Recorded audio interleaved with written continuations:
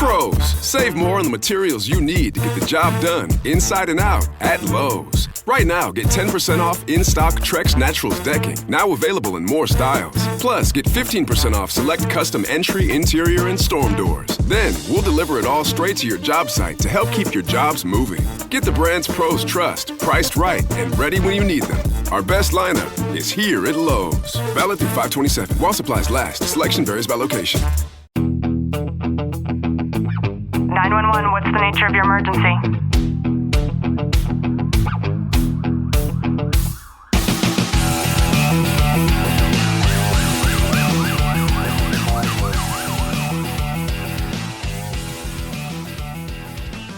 Welcome back to the Tactical Living Podcast. I'm your host, Ashley Walton, joined by Sergeant Walton. Glenn, how are you? I'm excellent. I think about all of the times that you've said that your mom has disclosed to you that she thinks that you've changed so much since becoming a police officer. And, you know, we've kind of batted back and forth what we don't know would be the change had you not been a police officer at all and just grown and matured into adulthood.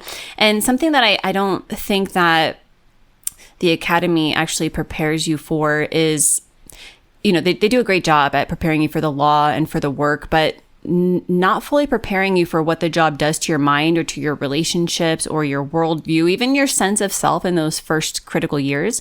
And I think it's important to have a conversation around just basically rookies needing to understand that there's so much more training and self-initiation and even personal discussions that can be had in order to better prepare you for the job.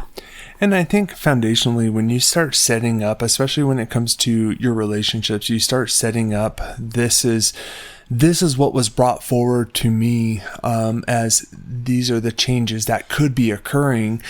And being able to have those conversations with your wife, with your girlfriend, with your husband, whoever it may be, of saying like, this is kind of what they've recognized, this is where those changes could occur.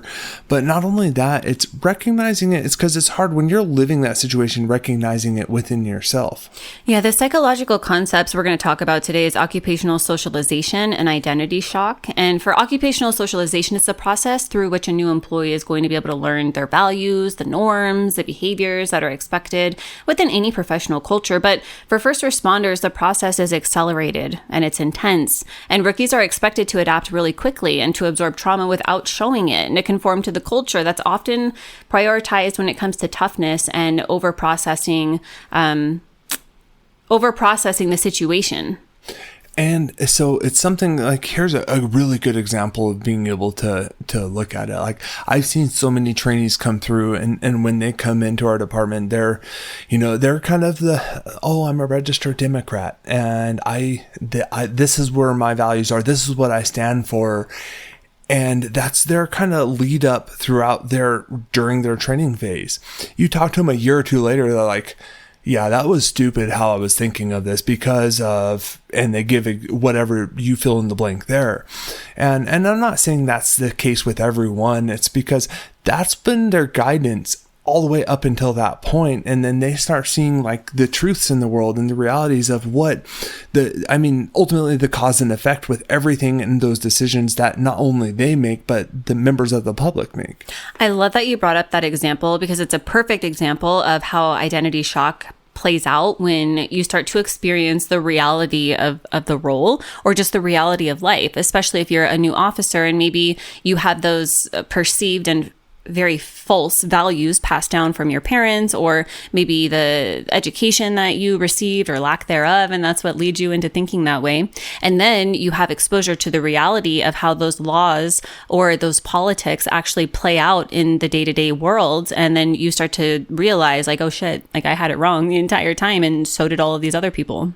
Yeah, and people from the outside say, oh, well, you're just being influenced by your partners and because you wouldn't be in that crowd. And that's the furthest from the truth because you're getting real world experience on a regular basis. How when you see these laws being passed or decriminalized, whatever it may be, how it's not only affecting you, but it's affecting everyone's day-to-day life.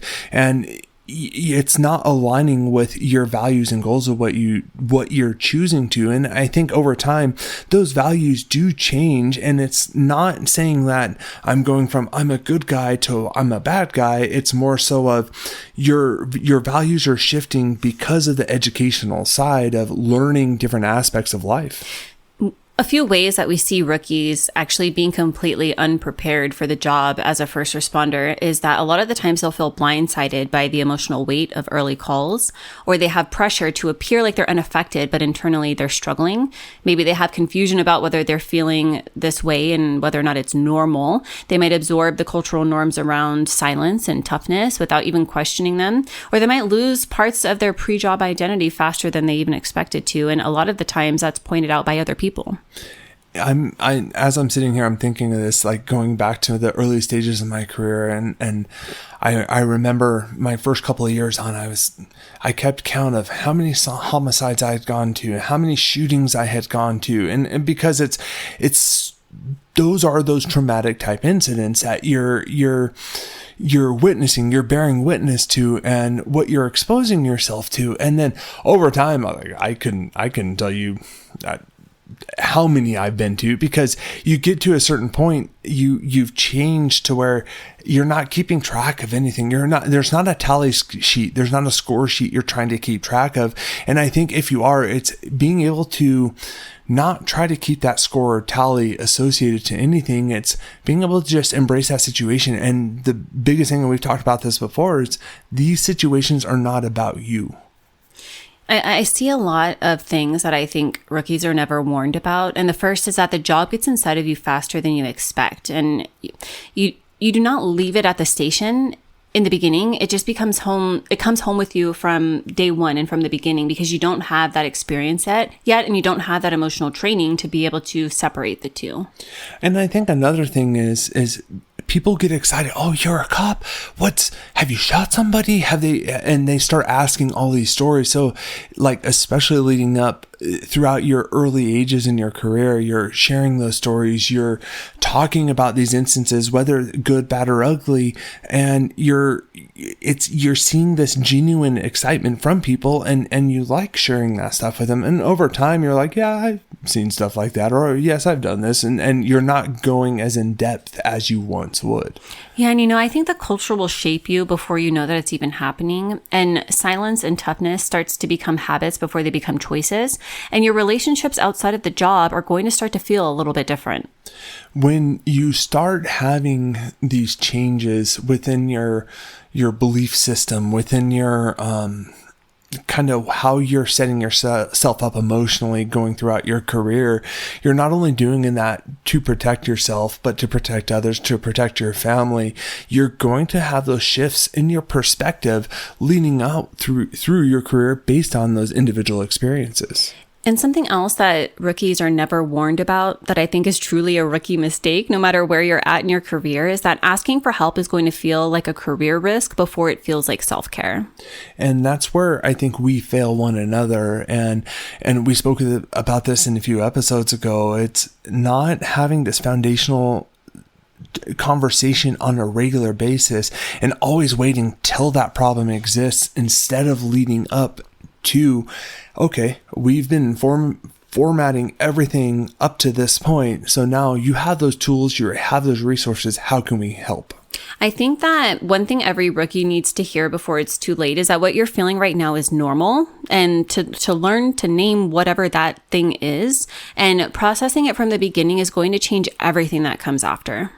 When you process that from the beginning, you're setting yourself up for success, and you're not holding on to those feelings, those emotions, those physiological responses that you might not necessarily know where they're coming from. And if you're given those tools early on, you're able to recognize that when it comes forward for you. I think too, it's so important to find a mentor. And Clint, you've had so many of these throughout your career, who's honest about the hard parts and not just the highlights. Yeah. And that's, I have to say, I've had some great foundational leaders that have helped me throughout my career of not only like for tactics. I mean, we debrief tactics. We debrief our response to a situation. How often do we debrief our human response towards these incidents. And I think too, you need to learn to protect your relationships outside of the department from day one, because they're literally going to be your lifeline when the job gets too heavy. And that's where, like, for me, it's, and I've said this before, but it's foundationally for Ashley. She's my rock. Like, she truly is my rock in anything and everything we do. And she recognizes for me when I'm not acting right, and she'll put me in check, and not saying like, hey, you need to stop acting that way. It's saying, hey, what's going on? You're not seeming like your normal self. And thank you, baby. Of course. And to wrap this up, I think that prevention is always easier than recovery. And so it's important to just integrate and incorporate different mental health habits so that you actually have those tools to be able to turn to when you need them. I hope you've gotten some value out of today's episode. If you have, do us a favor, drop a review, subscribe down below. And as always, know that I'm sending you a long, tight hug from my home to yours. Hey there, it's Wayfair here, where delivery and setup are as easy as a few taps on your phone. You're relaxing in an old hammock, scrolling Wayfair's app, when you spot it, a brand new patio set. Next thing you know, Wayfair delivers it right to your patio and sets it up. Oh, you need a new grill too? All right, Wayfair's got you covered. With Wayfair's Room of Choice delivery and fast expert setup on qualifying orders, life gets a little easier. Visit wayfair.com or the Wayfair app. Wayfair, every style, every home.